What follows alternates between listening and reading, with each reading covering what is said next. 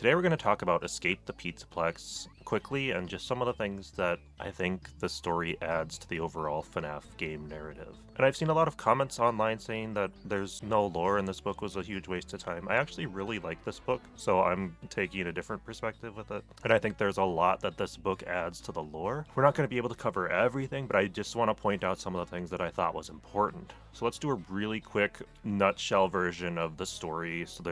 Before we begin, very heavy spoilers in this video. And with that, here we go. So night one, essentially Gregory and Cassie are gonna play hide and seek, or at least that's what Cassie expects. But essentially what happens is when Cassie's hiding, Freddy is looking around for her, but he's very, very aggressive. He's throwing arcade cabinets around. He sounds really scary. And then when he finds her, he like grabs her very violently and she thinks she's gonna be killed, only for Gregory to pop out of Freddy's chest cavity like he does in Security Breach. And then he goes like, prank! It was a big funny. You should have seen how scared you looked. And Cassie's none too happy because she was thinking she was in some serious danger here. When Gregory comes out and he's laughing, Freddy's laughing with them. They're just having a great old time at Cassie's expense. It'd be so hilarious if it wasn't so sad for Cassie, because like she's devastated by this. She thought it was a big deal, only to find out it's just one of Gregory's famous pranks. There's a lot of different variants of these endings that you can get. So one of them, Freddy is like, I would never really hurt you, Cassie, so he makes sure to establish that. And then night two is essentially the same type of thing, but it's Monty programmed by Gregory to hunt for them instead. And so on this night, there's some really interesting stuff that happens. One, Gregory can hide in Bonnie Bowl, and Cassie follows him, but she doesn't make it to him in time, where he goes behind the bowling pin area where Glamrock Bonnie is. So to me, that's already a huge lore drop. And Cassie can't follow him. The door shuts behind him, and there's like a little key code thing that she doesn't know the code to, so she can't follow him back there. So she has to hide somewhere else. But anyway, once Cassie's hidden, Monty comes storming around. Cassie notices that there's something much different about Monty than there is Freddy. He's just as scary, maybe even more scary, but something is definitely wrong with him. Like, there's something more sinister at play with Monty. His movements seem strange. They're twitchier than normal. It's like he's receiving little jolts of electricity every so often. And like one point where he literally almost falls over, there's so many like what seems like electrical twitches and stuff. And so in this night, you can actually get a game over multiple times when you're trying to hide from Monty, because he'll literally kill Cassie if Gregory doesn't come out of his hiding place in time to deactivate Monty. You will literally die, which is crazy. So this is a whole little section. So there's several different places Cassie can hide. The important one I want to bring up is that earlier we can find a little Bonnie keychain, and the Bonnie keychain is like not any that Cassie has seen before. It looks older, really well worn, really well used essentially. And when you pop the little head off of the keychain, then it has a key, like a literal key. It's a literal keychain. And so she can unlock a door behind Bonnie's stage in Bonnie Bowl, and in that room you can see like some Bonnie cardboard cutouts and stuff. So I can't help but think this might tie to Cassie's dad, but maybe it doesn't. Anyway, when Monty finds you, you die. But then there's several endings where Gregory stops Monty in time, and when he does, Gregory comes running and he shouts at Monty to stop when Monty's trying to kill Cassie. They even describe his shout as desperate, saying, "Monty, stop," he cries. So it sounds like Gregory's sincere when this is going on. And Gregory does insist that this was not a prank like the Freddy one. So to me, this seems like there's something else going on with Monty. And the book seems to imply that Gregory is sincere about this. And then the last line, one of the last lines he says about Monty is, "I don't know what happened. Something in Monty's programming must have glitched." And then it says, "You cross your arms." Sure, he's suppressing laughter, but Gregory isn't laughing this time. It's not like the Freddy encounter from before. This is different. So I think that Monty is probably possessed by Glitch Trap, whereas Freddy's just working with Gregory for fun and maybe has some of Gregory's programming. So yes, Monty is technically programmed by Gregory, but Glitch Trap takes over, so it's not Gregory's programming that caused this. Then night three is a little different. This is, oh man, I don't really want to get into the whole reagent thing. So night three, this reagent character is introduced. Cassie wants to leave when Freddy like essentially kidnaps her. He doesn't let her go because for whatever reason this reagent robot is roaming the Pizzaplex, and essentially what it does is it sprays chemicals everywhere for any bit of organic matter it finds, which includes people. So if any people are wandering around, it sprays all these chemicals until you die, essentially. Or we assume that you die. Like, I guess I don't actually know. Like, you can get a game over whenever this character sprays its chemicals around you. Except there's a couple times where Roxy will find you last second, pick you up, and take you away before you succumb. So that leads into night 4, and night 3 is just The important part of night 3 is just this reagent character is introduced, and then it's a threat throughout the rest of the nights. So Roxy saves you so that you can make it to night 4, because otherwise you just die. Night 4 is Cassie trying to get out of the Pizzaplex with Roxy helping her. Then they're looking on some monitors at one point and they see Gregory and Freddy, and Cassie feels like she feels like Freddy may not be able to protect Gregory from this reagent thing or whatever. And so she wants to take the reagent down, or at least protect herself so she can escape. Well, anyway, the main point is just that at some point they come across Gregory and Freddy, who are just standing there in the open together, and then she sees that they're like in an argument, and so Freddy suddenly grabs Gregory and lifts him into the air, and Roxy essentially tries to cover Cassie's eyes, picks her up, and is like, "Don't look!" And then she hears a blood-curdling scream from Gregory, and when she turns back to look, she sees Gregory limp in Freddy's arms like he's just been killed, and she can't believe it, and it's this horrible thing. And then Freddy turns towards them, and he's like growling and stuff, and then he chases them all the way to Roxy's green room, where suddenly Gregory pops out of Freddy's chest and is like, "What a beautiful prank I've done, I'm so funny, ha ha ha." So it's just a very messed up thing, because Cassie thinks she's just lost her best friend. Like, that's a really messed up prank to do. It's very, very not a good prank. So, but then she also finds out that Roxy was in on the prank, and that's what really breaks her. She's so disappointed that Roxy would betray her like this. And so when night 5 begins, so night 4, Cassie hides by herself and just cries, and then she hides in a supply closet all day and just like cries and just is by herself because her best friend betrayed her, and her other best friend Gregory is just scum of the earth material right now.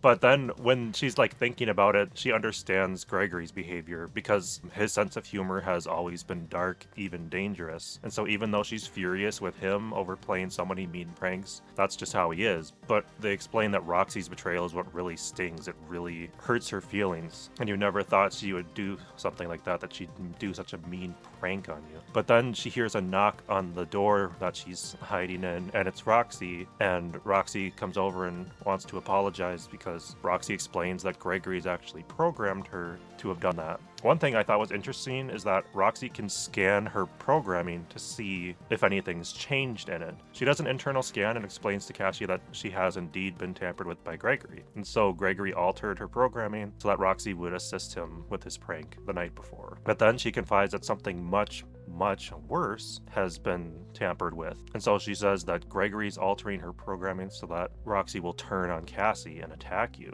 And Roxy doesn't know exactly when, but she's like, it's gonna be soon. So night 5 is essentially you trying to find, and I keep saying you, I just mean Cassie. I'm not talking about literally you, the viewer, so sorry about that. So night 5 is us trying to avoid the reagent and make sure that Roxy doesn't turn on us before she succumbs to Gregory's code, assuming that it is Gregory's code, because this is where it gets really interesting. So essentially this entire night, Roxy can kill you, the reagent can kill you, and the way that Roxy kills you is what's so weird. I guess not the actual kill, but like right before. So her eyes, the book really emphasizes Roxy's eyes looking different than normal when she KOs Cassie. So let me just read a few examples. Cassie is urging Roxy to keep going, but Roxy stops. Slowly, her head turns your way, her eyes meeting yours. They aren't the kind eyes that looked at you a few minutes ago. These eyes you don't recognize at all. It's Gregory's programming, you realize. Suddenly, her eyes light up, a red glow that makes the elevator look like it's doused in blood. The last things you see as Roxy comes towards you are those crimson eyes, burning in the darkness. Roxy, can you hear me? Still, she says nothing, only glares at you with blood-red eyes. And yet another one. Her eyes glow red, and her teeth are bared. I'm so sorry, Cassie. Another describes it as a strange shade of red, so something about her eyes. I can't help but just think this is Vanny. Like, this is Vanny possessing Roxy. I have absolutely no doubt in my mind, because the elevator being doused in blood, like it's the exact way that Vanny's eyes light up like that. We see it in Help Wanted 2, we see it pretty much every time Vanny is like big on the screen. And the trailer, that little jump scare that we got in Security Breach 2, like that was so, this sounds exactly like that, and I just can't help but think this is a huge connection to Vanny. So Vanny has some kind of control over the animatronics. And then there's one other really weird thing that Roxy's eyes do that I wanted to talk about. Another color that they turn. So when Cassie takes Roxy to a computer terminal when she's trying to undo Gregory's programming, as she digs through her protocols, she finds the one that Gregory messed with, but when she pulls up the code on screen, the screen screen shifts and a question appears, and the question is like red, yellow, or green, and there's another one that's rock, paper, scissors, but the one I wanted to talk about is this red, yellow, green one you can come across. Green is the correct one because it's Roxy's favorite color, but if you pick yellow, her eyes have turned a disturbing shade of sickly yellow, and there's a whole really weird paragraph about it. So Cassie's like, is it working? Did I fix it? And then Roxy is like, yes. But she has this like sickly yellow color and then she KOs you. So it's very, very strange. And just the way the yellow is described, like I don't think this is Vanny and it doesn't really sound like Glitch Trap. But whatever it is, it's very strange. And I just wanted to bring that up because that's another really interesting lore dump that I'm like, what? Is that like a actual ghost possession? What is this? Like, who is that? What is that about? So anyway, if you do make it in time that you fix Roxy from Gregory's programming, then a new alert appears on the screen that you're working on, and it shows a camera view of the reagent again in its storage area coming back to life to attack with purpose, wheeling away off screen. The monitor flashes red with the words, new mission, sole target, Cassie. And then her picture appears on the monitor with a red X plastered across it. Currently, I have no idea what that means or what the reagent has to do with that, but I'm guessing that it just has something to do with Gregory with another one of his pranks or something, and that the reagent is just another part of his pranks. Yeah, I'm not a huge fan of the reagent, I'm not going to lie. I don't think it adds anything to the book, but I may be proven wrong later. To me, it just felt like a cheap way to not use the characters that we already have in the books, so I do understand why people don't like the book because of the reagent. But like everything else in the book to me is very, very interesting and on par with the other FNAF books. The reagent though just feels really out of place. And so the story doesn't stop there. Roxy ends up helping Cassie get rid of this reagent. They finally destroy it. So there's other stuff too, but these are some of the things I thought were really important and interesting. But the final ending, at least I think it's supposed to be the final ending. You walk out the door with Roxy, you escape the Pizzaplex, where there's a dark figure waiting for you outside. And spoiler alert, it's Gregory again. With his biggest, most mischievous grin, he asks, "So what game do you want to play tomorrow night?" So the question then becomes, was the reagent just part of Gregory's game? Was literally all of this part of Gregory's game? And how much of this does Gregory actually control? Like, it almost seems like he's just a victim playing along with it, because by the time we get to Security Breach, Gregory's a whole different character. He doesn't know half the hacking stuff that he does right now. He's angry at all the animatronics except Freddy. He doesn't even seem to know why. So I'm fully convinced that Gregory during this book is GGY, but in Security Breach, I do not think he is still GGY. It's possible that he is, and FNAF's pulling a big one on me, but we'll talk about that in another video. But those are essentially the main things that I want to bring up. I just want you to kind of know some of the key pieces that I thought were important. And clearly this isn't everything that's probably important in the book. There's a ton of other things that people are probably finding, or you know, the things that I pointed out may end up not being important. I thought they were important and interesting. I'm not really theorizing in this video, I just want to get some of that info out there so that we can start talking about it and theorizing about it. Oh, one other tiny little detail I forgot. When Gregory's messing around with Monty and tinkering with him, he's carrying around a device. And I can't help but wonder if that's the same device that Vanny uses at the end of Security Breach and some of the endings. So that's pretty much all I want to cover for this video. I just really wanted to get a video out because I haven't gotten to it for so long, and I really want to start talking about this book. So I'm heavily considering doing a live stream sometime soon so that we can just talk about some of this book stuff, because it's pretty cool. It's a pretty good book. If you don't like the book, I respect it. I do. It makes me a little sad because there is some pretty good lore stuff in here, but I do understand it because like this reagent thing, I just, no disrespect to the authors at all, but it doesn't feel like it was originally meant to be part of the story. And I could be completely proven wrong about that. So, oh, but one interesting thing, one of the endings with the reagent character, I can actually pinpoint, I believe,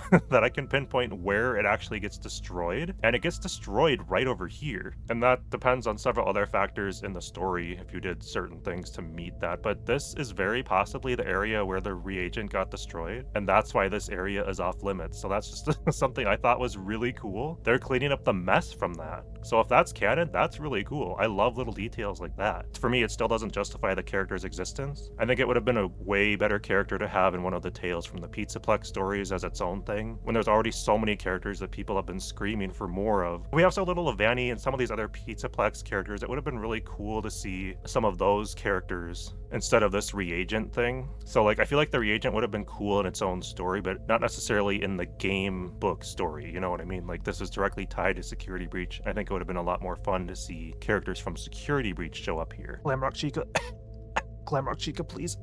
I'm thirsty.